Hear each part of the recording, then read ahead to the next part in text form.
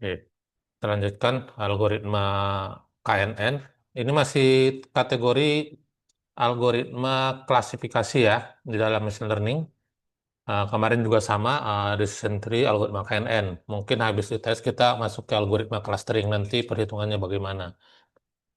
Nah, algoritma KNN itu eh, tujuannya dipahami mahasiswa adalah yang pertama adalah mahasiswa mampu memahami konsep klasifikasi menggunakan metode Canary Network. Jadi disingkat dengan KNN. Terus mahasiswa mampu memahami langkah-langkah perhitungan algoritma klasifikasi KNN. Harapannya nanti ketika paham cara kerjanya, Anda juga akan seberbanding dengan data yang seperti apa yang cocok dengan jenis algoritma ini gitu ya. Seperti itu. Nah ini bisa kelihatan ya yang saya ini, yang saya. Nah ini bisnis prosesnya sama seperti yang kemarin. Ini saya ulang-ulang lagi aja biar kalian hafal terus. Jadi nanti di sini ada yang namanya uh, pertama itu understanding data ya. Baru datanya kita perbaiki gitu ya. Kita perbaiki preparation data itu perbaikan datanya bisa menggunakan apa namanya cleaning, bisa juga data integrasi, bisa juga normalisasi. Habis itu kita modelingkan dengan algoritma hari ini. Namanya algoritma KNN ya. Kemarin decision tree. Habis itu baru kita evaluasi. Modelnya kemarin sudah kita pelajari validasi model kemarin, ya, validasi model. Itu ada ada 5 umumnya ada ya, nah, dipakai untuk validasi model. Setelah validasi model kita mendapatkan error rate yang kecil atau dengan akurasi yang tinggi, kita bisa deploy, kita bisa implementasikan.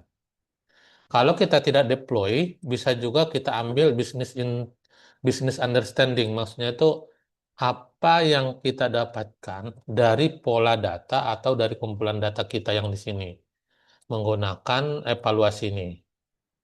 Jadi kita bisa menceritakan pola datanya, kecenderungannya bagaimana gitu ya. Tuh. Jadi ada 2. Nah, ini yang sebagai siklus di dalam machine learning atau di data analitik itu seperti ini.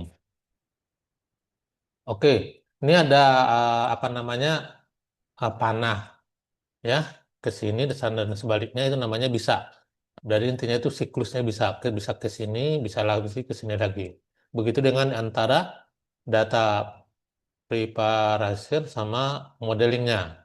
Bisa ke bawah, habis kita data preparation, baru kita mau balik lagi ke situ. Ketika nanti ada yang kurang bagus hasil modelingnya. Seperti itu.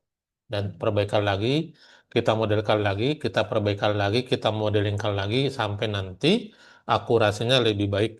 Proses itu namanya machine learning.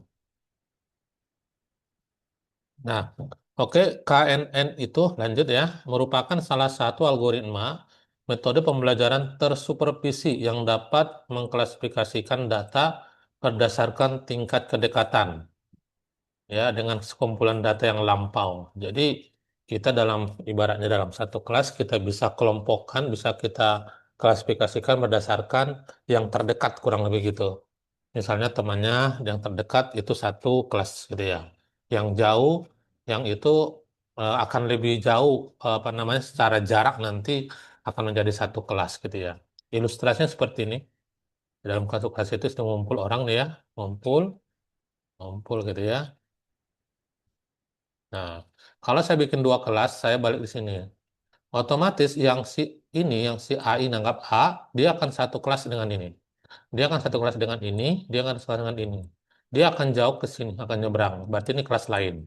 Kurang lebih gitu. Nah, algoritma Canary Network ini sangat baik untuk mengukur kedekatan ini.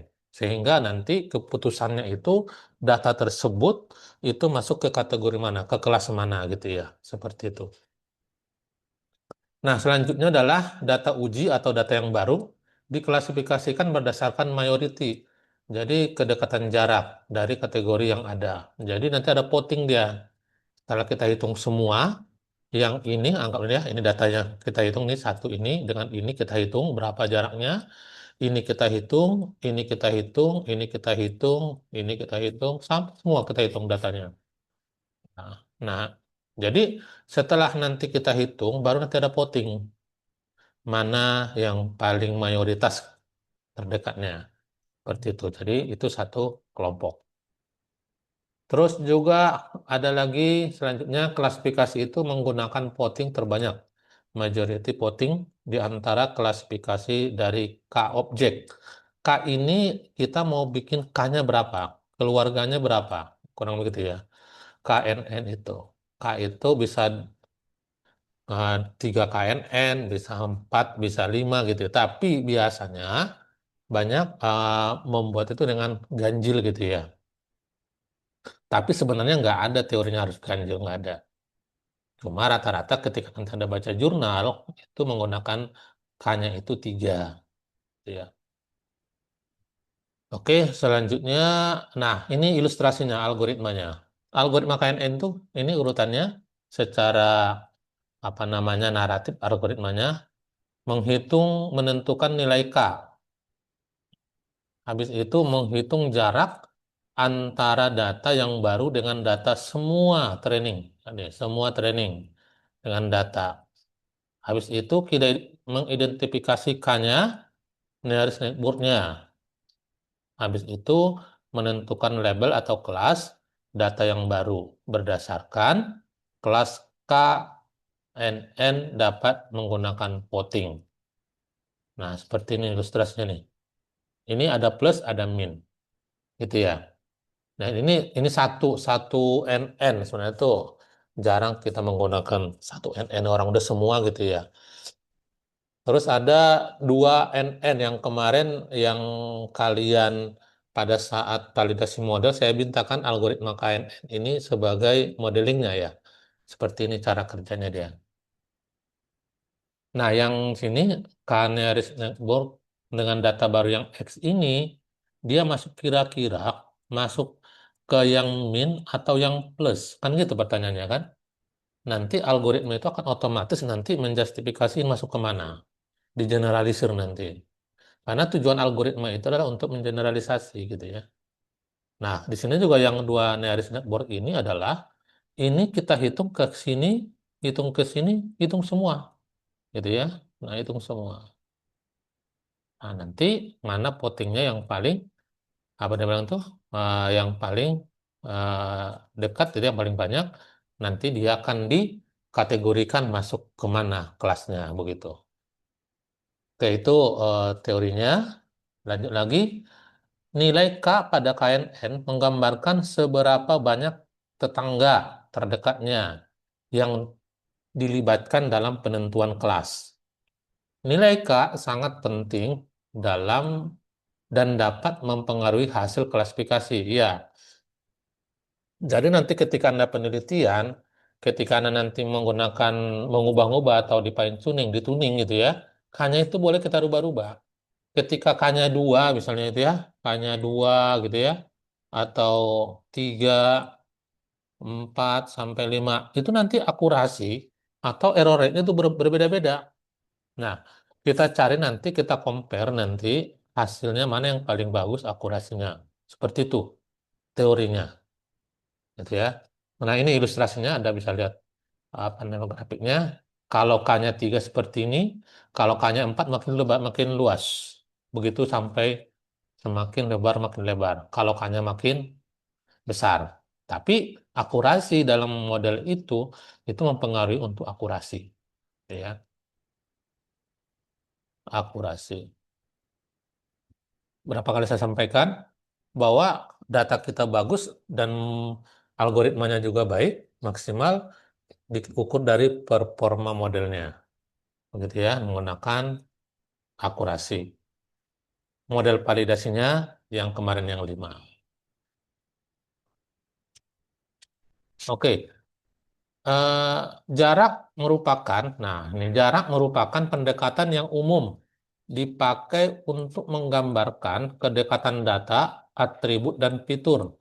Semakin kecil jaraknya, maka semakin dekat kedua data tersebut. Lah iya, di mana-mana semakin dekat jaraknya, Ada 2 meter, ada 5 meter, berarti yang terdekat itu dong, yang paling yang paling dekat, yang paling menggambarkan kesamaan kan itu ya, karena dekat itu ya, seperti itu. Nah, ada beberapa metode di dalam machine learning itu, untuk menghitung jarak itu ada berapa nih? Satu, 2, 3, 4, 5, 6, 7, 8, 9. Ada 9 yang sering digunakan. Tapi yang paling sering lagi ada tiga. Euclidean, Minkowski, sama Manhattan. Yang tiga ini. Kalau yang lainnya juga pernah sering dipakai, tapi ini yang paling dominan. Yang paling populer lagi nih, menggunakan jarak Euclidean distance. Nah, ini ada sembilannya, berarti kan ada Euclideannya, ada city block, ada menggunakan jarak kotak catur, dia konsepnya catur, yang terdekat yang mana gitu ya, menggunakan nanti diagonal gitu ya, sama horizontal, terus ada jarak Minkowski ya, terus ada jarak Canberra, ada jarak Bray-Curtis, ada di apa divergensi yang sedang namanya Kullback, Leiber, Leibler ya. Terus ada divergensi Johnson-Shannon, ada Manhattan. Ini sering dipakai. Nah, nanti ini tabel ya bisa nih. Anda bisa menggunakan tiga jenis jarak dengan algoritma yang sama. Otomatis nanti akan berbeda hasilnya, gitu ya. Ini ilustrasinya ada tiga di sini. Nanti kalau yang lainnya silahkan dicek di Google ada rumus-rumusnya itu. Nah, Euclidean distance ada jarak city block sama yang catur tadi ya, blok catur. Di sini kalau jarak Euclidean itu adalah akar X pangkat 2 ditambah Y pangkat 2. Jadi ininya kita pangkatkan, ini yang kita pangkatkan sama dengan gitu ya. Itu nanti totalnya itu jaraknya. Berarti kurang lebih menggunakan rumus Pitagoras ya, seperti itu kan. Itu menggunakan Euclidean distance. Terus ada lagi yang namanya menggunakan jarak city block ya. Ada dia cukup panjang X ditambah panjang Y, itu namanya city block. Berarti panjangnya jaraknya dihitung menggunakan hanya tidak ada kuadratnya, tidak ada akarnya gitu ya. Terus untuk jarak mencatur berarti maksimal antara panjang X dan Y itu yang kita gunakan. Kalau Y-nya paling panjang, X-nya nggak bisa kita gunakan. Kurang lebih gitu. Dari mencari nilai max-nya. Itu teori. Ya, ini saya kasih ilustrasinya tiga, tiga perhitungan untuk menghitung jarak itu. Nah, ini kalau di ininya dijelaskan ini adalah jumlah ya. Sigma itu jumlah, ini adalah max. Ini juga jumlah. Berarti A, B itu ke menghitung jumlahnya, kalau C ini menghitungkan maksnya gitu ya. Seperti itu. Nah, seperti ini ilustrasinya. Kalau Euclidean distance ini ya, X ini anggap X ini sumbu X dan Y-nya gitu ya. Di sini berarti di sini X satunya gitu ya. Di sini X 2-nya kan gitu kan teorinya. Berarti ini dikurang ini kan, X2 dikurang X1 berarti panjangnya X kan, sama dengan panjang X. Y1 dengan Y2, misalnya Y2 dikurangin Y1, itu namanya panjang Y gitu kan. Nah itu baru ini kita hitung menggunakan ini. Nah, kita kuadratkan, kita dapatkan jaraknya berapa. Oke, saya kasih konsepnya saja, nanti banyak nanti yang apa banyak nanti contoh-contoh, nanti Anda bisa lihat cara perhitungannya ya, seperti itu. Oke, lanjut lagi. Nah, ini menggunakan tiga dimensi, bagaimana cara ilustrasinya menghitung jarak itu. Ini berarti ada x y z atau x y z-nya, berarti titik di sini misalnya 9,27, di sini 48,9, 8, ini mau kita hitung jarak ini. Berarti kan kalau yang ini kita hitung berarti antara melibatkan tiga sumbu ini kan, tiga sumbu ini. Nah, ini rumusnya. Berarti dia ada tambahannya Z, X, Y, Z-nya. Formulanya sama, menggunakan tadi Euclidean distance atau semirip dengan Pythagoras kalau masih ingat tadi ya. Nah, ini Minkowski, ada rumusnya ini tapi gambarnya nggak ada. Canberra juga ada. Terus ada Bray Curtis juga ada. Sorensen ya, terkenal namanya teori jarak Sorensen. Terus ada di divergensi Kullback-Leibler ya. Ada divergensi Jensen-Shannon ini juga sama. Ini menggunakan log malah. Nah, log itu sangat bagus ya. Itu apa namanya menetralkan nilai. Jadi nggak ada nanti overfitnya nanti gitu ya, overfitting buat-buatnya gitu ya. Kalau kita menggunakan log. Oke, selanjutnya eh, menentukan ini tadi kain itu menentukan K jumlah yang terdekat, menghitung kuadrat. Nah, di sini nih, poin 2 itu menggunakan jarak Euclidean. Bisa juga menggunakan Manhattan tadi ya. Bisa juga menggunakan Minkowski ya. Ada juga bisa menggunakan tadi blok catur ya. Dan semuanya boleh menggunakan ini. Ini di algoritma itu di posisi kedua gitu ya. Habis itu mengulangi lagi nomor dua secara ascending, secara urut ya, itu. Terus ada mengumpulkan nilai kategori Y, klasifikasinya Snake-Board berdasarkan nilai K-nya. Yang kelima menggunakan voting majority atau majority voting maka dapat diprediksi kategori objeknya. Ya, paham sih ya? Ini silakan nanti diulang-ulang nanti videonya ya. Nanti saya coba upload nanti. Nah, ini contohnya. Nah, sama kasus ataupun contoh dataset yang kita miliki ya, hampir mirip tadi dengan menggunakan uh, decision tree ya, DT tadi ya, pohon keputusan. Kalau ini tidak pohon keputusan gitu ya. Nah, di sini diketahui sebuah dataset yang menggambarkan kualitas kertas tisu baik dan jelek berdasarkan dua atribut yaitu daya tahan terhadap asam kita buat X1, kekuatan kertas itu kita bikin variabel X2 yaitu adalah targetnya atau labelnya. Begitu ya. Nah, ada berapa nih? Ada satu, dua, tiga, empat, lima, enam. Ada 6 data. Bagaimana cara kerjanya?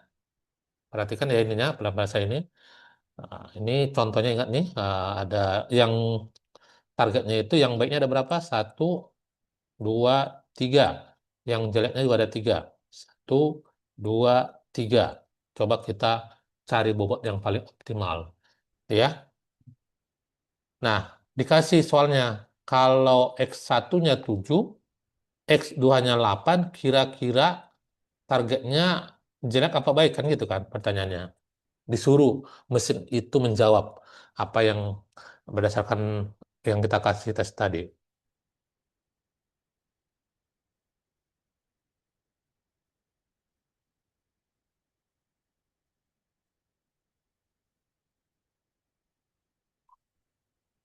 Oke.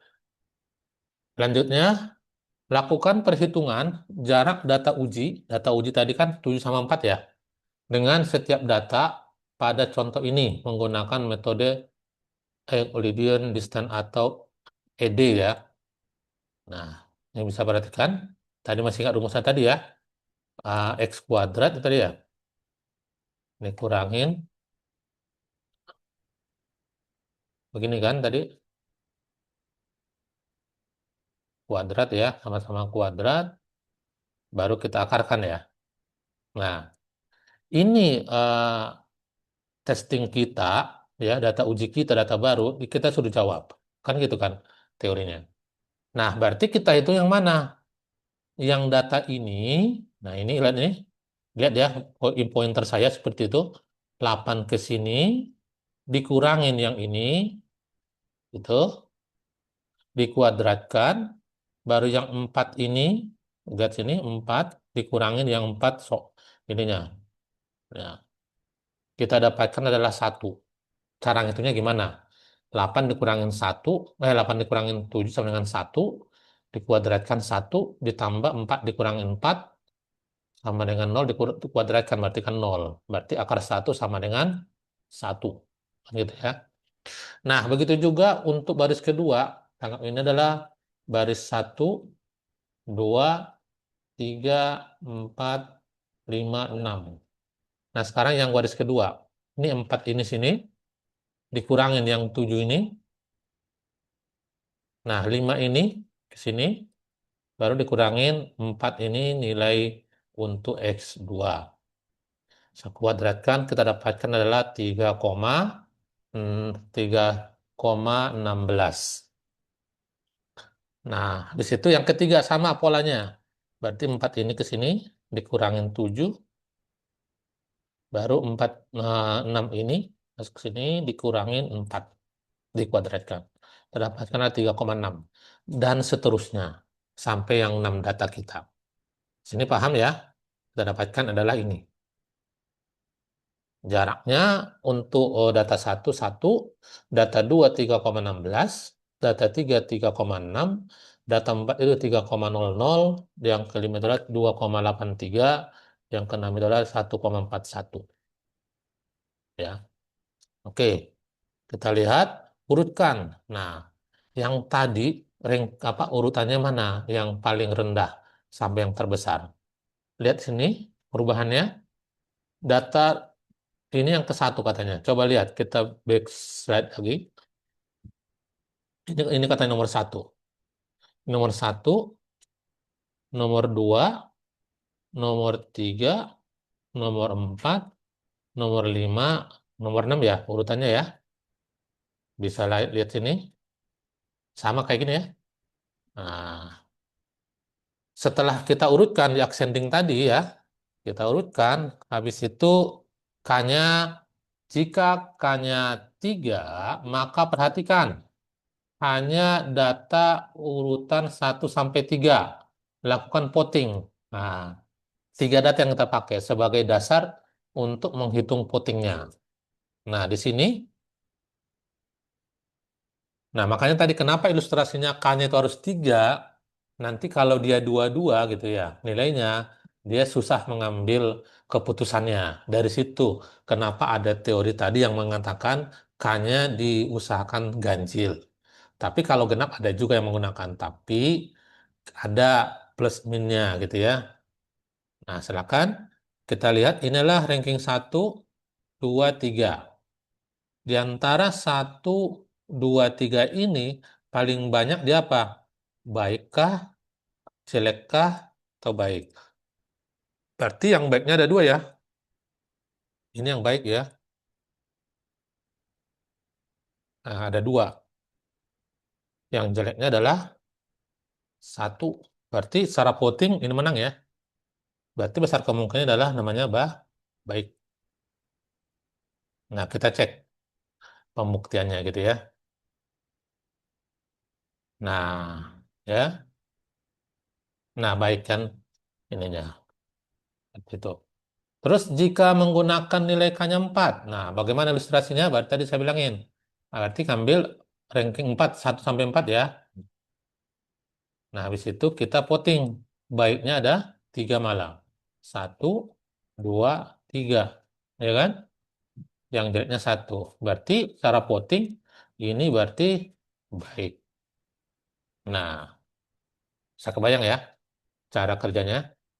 Nah, sebuah lembaga perbankan, lanjut nih soalnya, perbankan ingin mengembangkan sistem prediksi penerimaan ajuan pinjaman nasabah berdasarkan 3 atribut: umur, kredit rating, dan nilai pinjaman.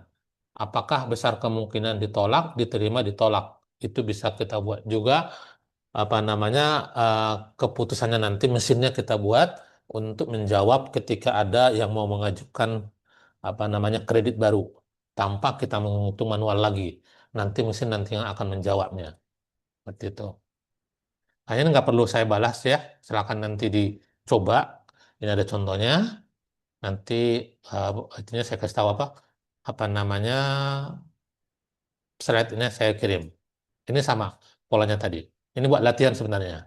Sekarang latihan dicoba, tapi tugasnya udah saya kasih di grup. Oke, ini yang bedain adalah ada 3x-nya. Ya, berarti 3 dimensi. Nah, hitungnya sama seperti yang tadi. Nah, habis itu kita urutkan 1, 2, 3, 4.